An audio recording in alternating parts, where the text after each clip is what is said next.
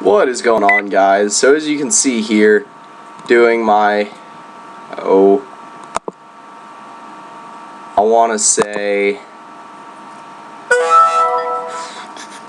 third NFL mock draft.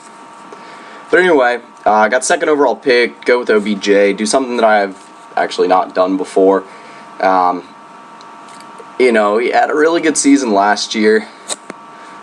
Wide receivers are kind of the hot commodity right now, there's no doubt about that. While I do believe that Le'Veon Bell and Antonio Brown are the two best, and then probably Todd Gurley third.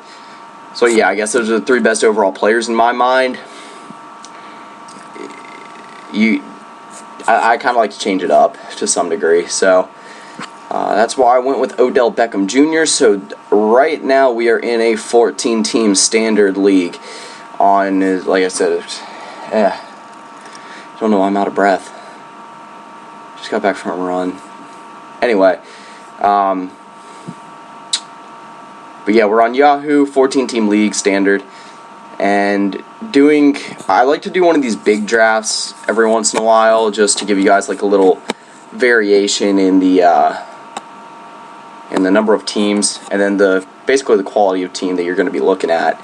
So obviously this involves a little bit different drafting strategy. Normally when I'm in a 14-team league, I like to wait for a quarterback a little bit longer, and running backs tend to be my number one thing I look for.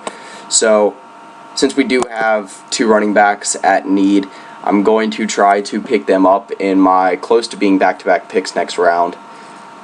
Like I said, there are three wide receivers in Yahoo leagues, or at least Yahoo standard leagues, so you don't want to look past them too far. And normally whenever I play quarterbacks on the waiver wire, this is just me though, I actually end up having pretty good luck with it, so that's another thing just for me. But since the last time I did a Yahoo Fantasy Football mock draft, let me see if I don't know if I recorded one, but I think I've done 2 on Yahoo so far, maybe 3.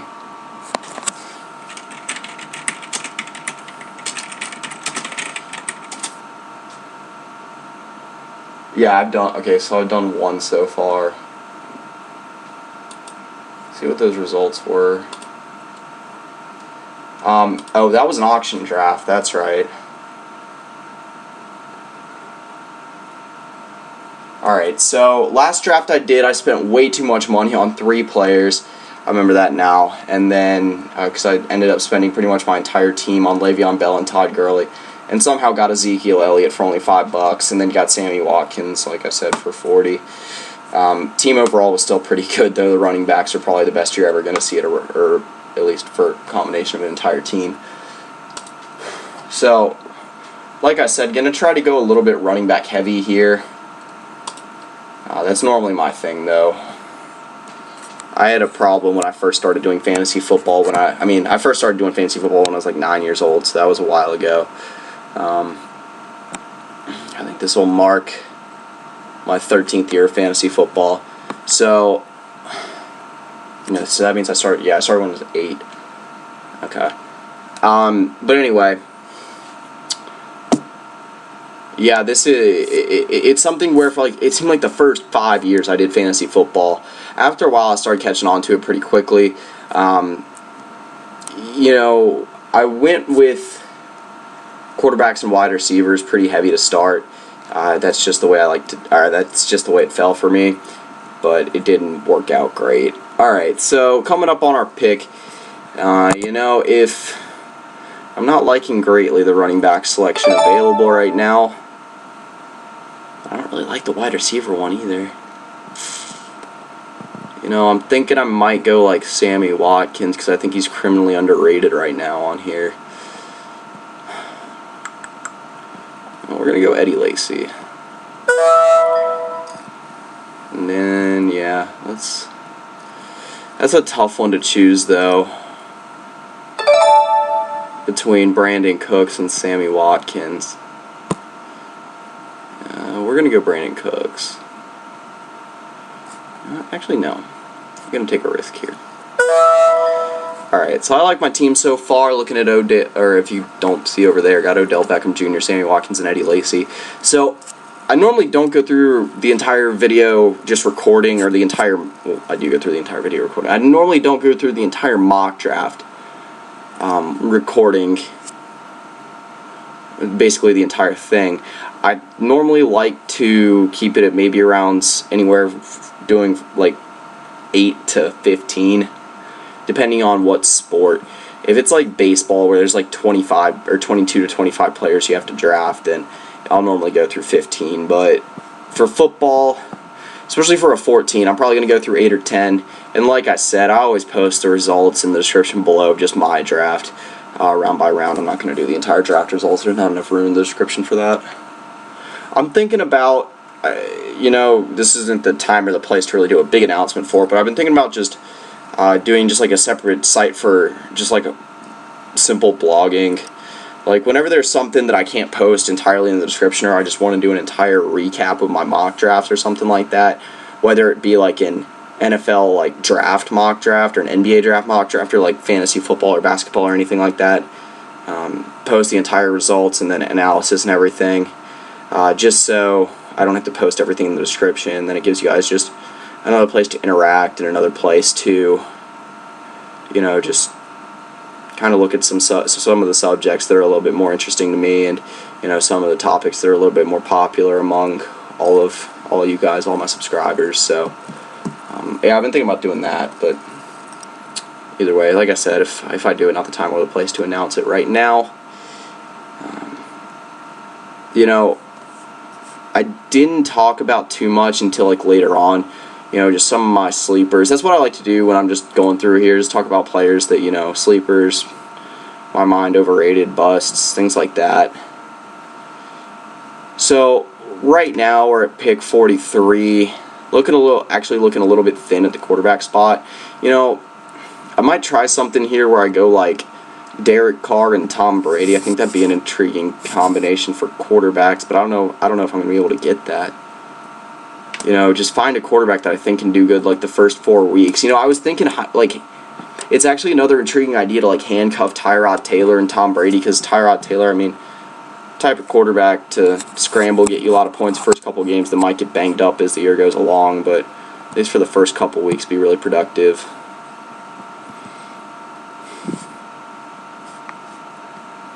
Another thing I like to do, especially on Yahoo after a while of drafting, after the rankings change around a lot, is see if there's any player that is really, really low in the rankings and gets drafted very, very high. Interesting that Jimmy Garoppolo does not have an average draft pick, considering he's starting for the Patriots for the first few games. Denver defense, that doesn't really surprise me too much, though. Tyler Eifert's pretty high up there.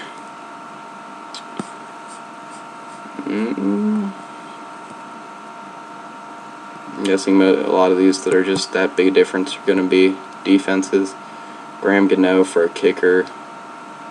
Yeah, I live on the waiver wire for kickers, so I do obey that rule for the most part, where wait until why is Teddy Bridgewater all the way down there? Oh, it just loses it. That's crazy. Okay. Well, you're asking me, Teddy Bridgewater's better than like the 1800 best player. But I don't know. Probably just got lost in the rankings. Alright, so 3 picks until my turn. If I can snatch up DeMarco Murray at this pick, I will. If not, then probably like Jeremy Langford. If you guys know, I'm actually very, very high on Jeremy Langford to enter the year.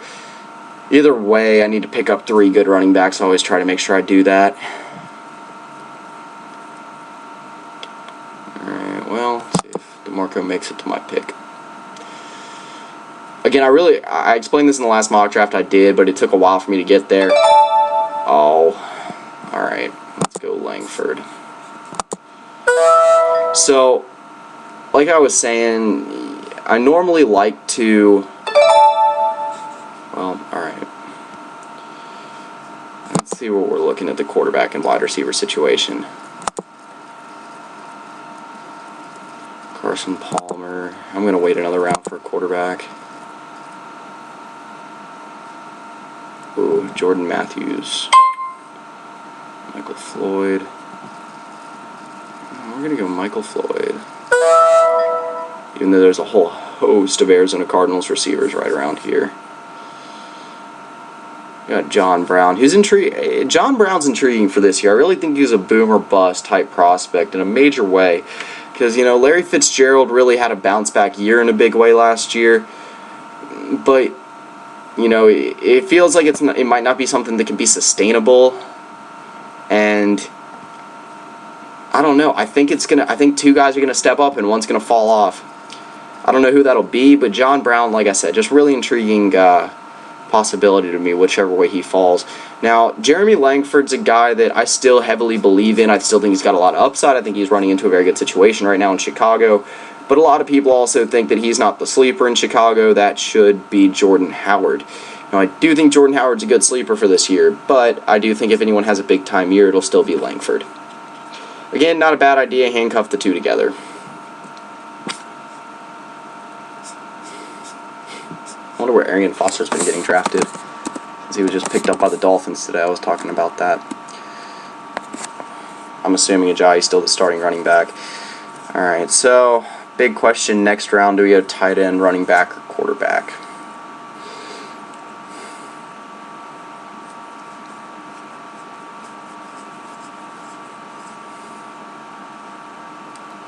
I think Duke Johnson could be a big name with the Cleveland Browns. Cleveland Browns running backs are always interesting, though, because you still got Isaiah Crowell, and I'm assuming you still got Terrence West. Nope, he's with Baltimore. Alright, so Cleveland, I don't know. They had a whole stockpile of running backs that got carries last year. Duke Johnson, I think, is the presumed starter for this year, though. Correct me on that if I'm wrong, but either way, we're at 12 minutes right now, so making decent time. We're about to head into round 6, but a lot of people are starting to sign off, so I think I'm going to go through the first 8 rounds with you guys, and like I said, fill out the quarterback, or basically all the starting spots, and then get basically the equivalent of a flex. And then, like I said, I always post all the extra results in the description. It's looking like the running backs are really starting to thin out, so I'm thinking running back, quarterback, in some combination next round. It's just interesting. Do I go with the sleeper? Do I go with the presumed starter? I think another name to watch out for, Paul Perkins. Rashad Jennings is, again, the presumed starter for the Giants, but I think Paul Perkins is the overall more talented running back, and Rashad Jennings really hasn't taken a hold of that starting spot yet, so at least as long as he's been there. So, again, I believe who else do they got? I think it's Shane Vereen, yeah, and then you also got Shane Vereen, probably the most, or probably the best receiving running back that they have, so probably get some of the carries too, but overall I think it'll be between Paul Perkins and Rashad Jennings. Let's see if we can dig a little bit deeper for some sleeper running backs this year. We're pretty low in the rankings though. Arian Foster maybe. Devontae Booker, an intriguing name in Denver. I think I mentioned that when I was talking about Paxton Lynch the other day. And then we're digging really deep here.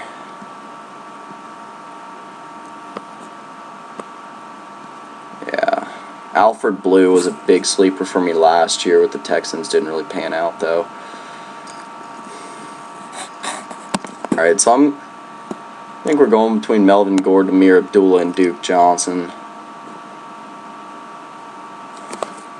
I like Frank Gore. I'm a Colts fan, but he'll probably still get a lot of production this year. I don't know. I think Frank Gore has a very set ceiling. Got drafted anyway, but still, like I said, Frank Gore just had him last year, and he had 1 or 2 big weeks, then a bunch of mediocre weeks, and then 2 or 3 where he just did nothing. Obviously, a lot of running backs are that way, but I don't know. He's getting older too. There's a lot of ifs with him. Alright, so let's see what we're looking at in the way of quarterbacks.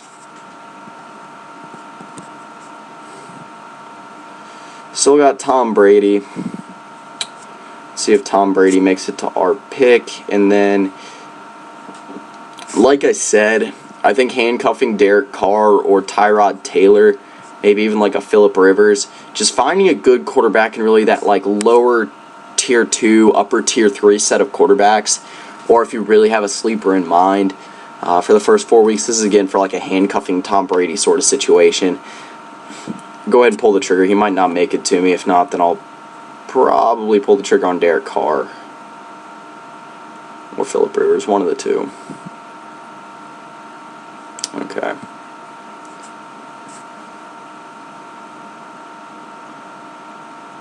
You know, I actually am pretty confident in Derek Carr this year. He had a big year last year. He started a lot of games for me last year too, in fantasy football. All right, so we can go between a running back and a tight end right now. So you know what? Let's go ahead and fill out all the starters.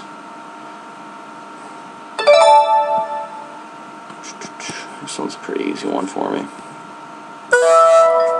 Alright, so I said I was going to go through 8 rounds, but this is going to be another like 5 minutes before we get there. Pretty much everyone's already signed off. So give you guys a little team recap right over here. So we got Derek Carr at quarterback, Odell Beckham, Sammy Watkins, and Michael Floyd at wide receiver, Eddie Lacy and Jeremy Langford at running back, Zach Ertz at tight end. So decent draft, not my favorite ever, but again, we're in a bigger league than I have done a mock draft in so far, so the team's going to look, or the depth's going to not be as good on the team. So, like I said, the results of this entire draft are going to be posted in the description below if you just want to check those out, or if you've watched up to this point and want to see what the rest of it looks like. But anyway, that's pretty much it. See ya.